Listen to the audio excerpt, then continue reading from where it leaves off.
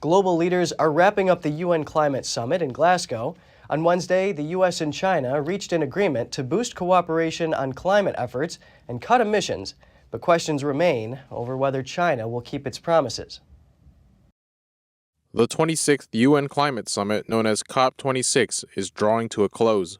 Wednesday at the conference, U.S. climate envoy John Kerry issued a joint declaration with Chinese climate negotiator Xie Zhenghua.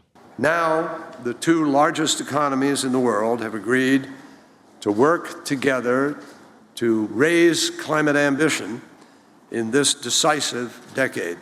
Both sides have agreed on key areas of cooperation in closing the emissions gap, like reducing methane emissions, protecting forests, and phasing out coal. Kerry called the agreement a roadmap for present and future collaboration.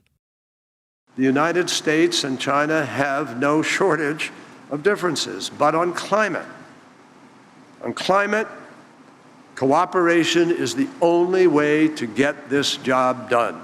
Despite his optimism, many are questioning whether the Chinese Communist Party will fulfill its climate commitments at the cost of cutting back on economic growth.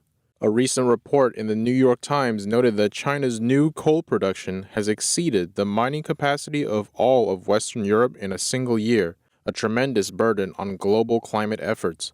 And although Beijing promised to address methane emissions, Xie did not commit to the global methane pledge, a plan signed by over 100 countries to cut methane emissions 30% by 2030.